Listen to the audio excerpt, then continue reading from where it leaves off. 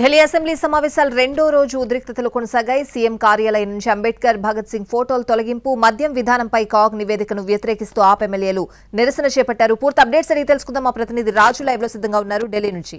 రాజు, స్వాతి, ఢిల్లీలో బీజేపీ ప్రభుత్వం ఏర్పడ్డ తర్వాత నిన్నటి నుంచి అసెంబ్లీ సమావేశాలు ప్రారంభమయ్యాయి. అయితే నిన్న ఎవరైతే ఎన్నికైనటువంటి ఎమ్మెల్యేలు ప్రమాణ స్వీకారం చేశారు, అయితే అదే సమయంలో సీఎం ఛాంబర్లో ఏ విధంగానైతే గతంలో ఏర్పాటు చేసినటువంటి అంబేద్కర్, దాంతోపాటు భగత్ సింగ్ల ఫోటోలను తొలగించారు. ఆ స్థానంలో ప్రధానమంత్రి నరేంద్ర మోడీతో పాటు రాష్ట్రపతికి సంబంధించినటువంటి ఫోటోలు పెట్టారు, మహాత్మా గాంధీ ఫోటోలు కూడా పెట్టారు. కానీ భగత్ సింగ్ ఏదైతే అంబేద్కర్ల ఫోటోలు ఎందుకు తొలగించారంటూ నిన్నటి నుంచి ఆమ్ ఆద్మీ పార్టీ ఆందోళన చేసినటువంటి పరిస్థితి కనిపించింది. ఇక ఈ రోజు రెండో రోజు అసెంబ్లీ సమావేశాలు ప్రారంభం కాగానే మొదట Delhi lieutenant governor V K Saxena ప్రసంగం ఉండింది. ఆ సమయంలోనే ఆమ్ ఆద్మీ పార్టీకి సంబంధించినటువంటి ఎమ్మెల్యేలు ఆందోళన మొదలుపెట్టారు. దాంతో ఎల్ఓపీగా ఉన్నటువంటి అతీషితో పాటు మిగతా ఆమ్ ఆద్మీ పార్టీకి సంబంధించినటువంటి ఎమ్మెల్యేలను సభ నుంచి ఈ రోజుకు సస్పెండ్ చేశారు. అయితే వాళ్ళు బయట వచ్చి ఆందోళన చేస్తున్నటువంటి పరిస్థితి కూడా కనిపించింది. ఇక ఆ తర్వాత గత ప్రభుత్వం హయాంలో ఏ విధంగానైతే కొన్ని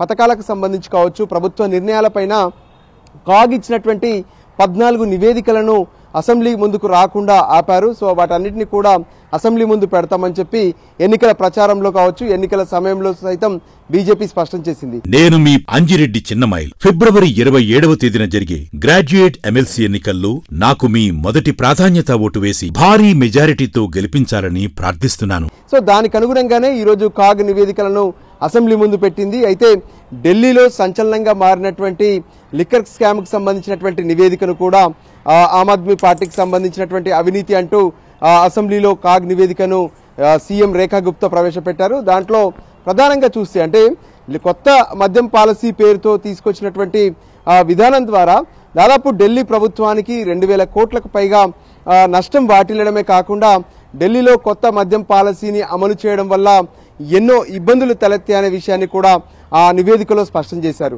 ముఖ్యంగా ఏదైతే ఢిల్లీలో కొత్త నిర్ణయాలను తీసుకునేటప్పుడు కావచ్చు, లెఫ్టినెంట్ గవర్నర్కి సంబంధించినటువంటి అనుమతులు ఉంటాయి, కానీ అటువంటి అనుమతులు ఏవి తీసుకోలేదనే విషయాన్ని స్పష్టం చేశారు.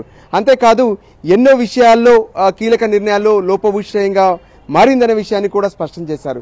ఇక మరోపక్క ఏవైతే నిషిద్ధ ప్రాంతాలు ఉంటాయో ఆ నిషిద్ధ ప్రాంతాల్లో సైతం అంటే స్కూళ్ళు, గుళ్ళు ఉండేటటువంటి ప్రాంతాల్లో కూడా మద్యం దుకాణాలను ఏర్పాటు చేయడమే కాకుండా పూర్తిగా రూల్స్ను ఉల్లంఘిస్తూ ఎవరైతే అటు వ్యాపారస్తులు ఉంటారో వాళ్లకు మేలు కలిగేలా నిర్ణయాలు జరిగాయని చెప్పడంతో పాటు ముఖ్యమంత్రితో పాటు అప్పుడు లిక్కర్ ఏదైతే మద్యం శాఖకు సంబంధించి అంటే ఎవరైతే మనీష్ సిసోడియా డిప్యూటీ సీఎంగా, దాంతోపాటు ఏదైతే అటు మద్యం శాఖకు కూడా ఆయన ఉన్నారు కాబట్టి ఆయన ఈ విషయంలో చాలా కీలకంగా వ్యవహరించారనే విషయాన్ని కూడా కాగ్ నివేదికలో స్పష్టం చేశారు. ఇక మరోపక్క ఎంతో మంది నిపుణులు కావచ్చు, ప్రజలు కావచ్చు ఇచ్చినటువంటి సూచనలు ఏమాత్రం కూడా ఈ కొత్త మద్యం పాలసీని ఏర్పాటు చేసేటటువంటి క్రమంలో పట్టించుకోలేదు.